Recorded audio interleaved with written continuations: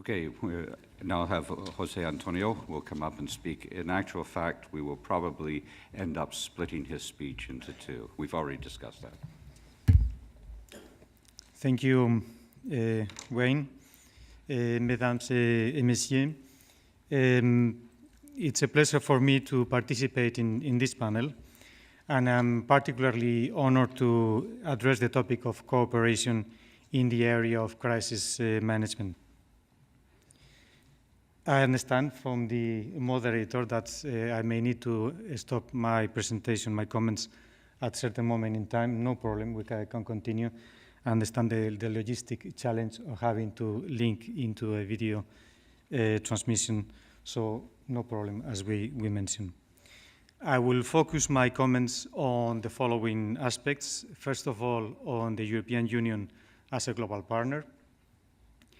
Then I will speak about current cooperation in crisis situations, both civilian and military. I will also refer to how can we promote like-minded principles in today's challenges.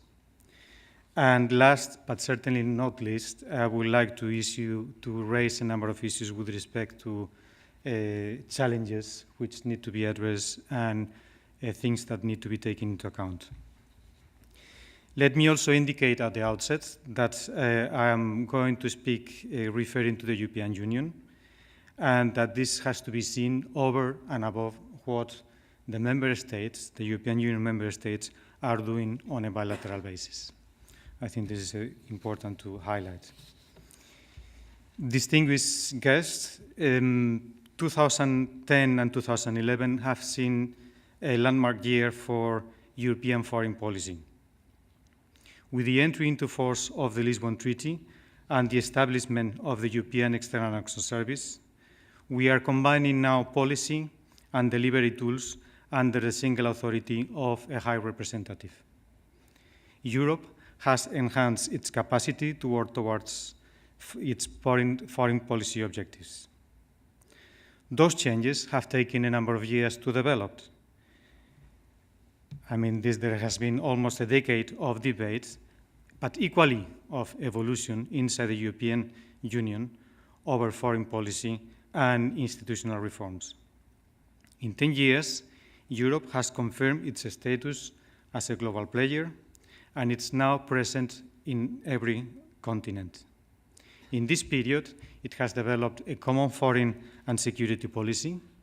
I may refer to that afterwards as CFSP, the famous acronyms, or as part of it, progressively develop a common security and defense policy. There is already existing a European Defense Agency, and there are equally existing crisis management structures which involve crisis response and operational coordination departments, including a situation center which works 365 days, 24 hours, continuously monitoring the situation and providing support to the different actions.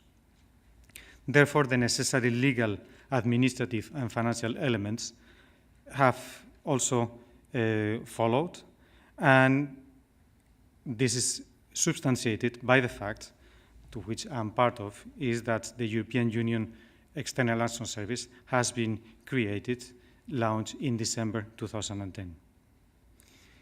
The European Union has deployed civilian and military operations across the world, and now there is a network of 136 EU delegations, again, all across the world. Just a few days ago, the European Union delegation in Tripoli was opened by the High Representative Catherine Ashton.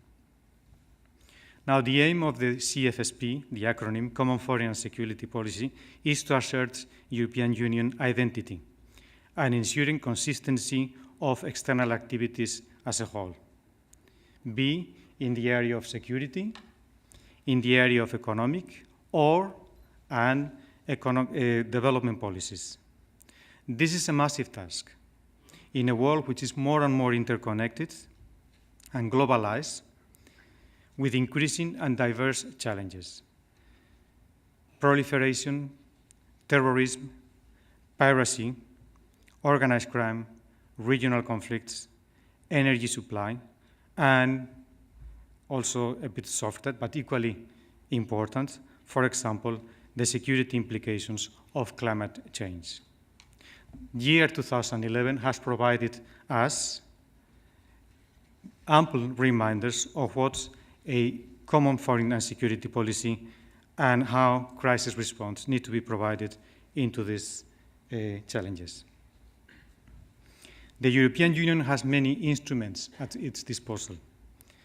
And some years ago, in a social event, I was discussing with some people from NATO, and they were telling me, I envy you to some extent because of the large amount of tools that you have. You have a toolbox which has many, many elements. Let me mention a few examples. You may have heard about many of those. We have activities supporting electoral observation, human rights promotion, and democratization support. We have many activities in the area of public administration reform, institution building, judicial and security reform, macroeconomic assistance. Maybe this is not mentioned frequently, but indeed there are macro-financial assistance programs. And then we have economic transformation, supporting developing and humanitarian and emergency situation. As I said, you may have heard about many, many of them. I will give you just a figure to give you an indication of the magnitude. Here we are speaking about 70 billion euros for the period 2007 up to 2013, what in Brussels it's named as the financial perspective, 70 billion euros. In addition, there are a number of key internal policies of the European Union, perfect, like, for example, energy, transport, and environment, which has also an influence on the external aspects. This is equally part of the toolbox. If you want to check about that, we have strategy papers referring to all different tools, how they are applied to any given country, and into a strategic context. They are making reference to the different stakeholders, to the beneficiaries, and they are available on internet for wide public access. Maybe just one example, and then I will stop here for the video link.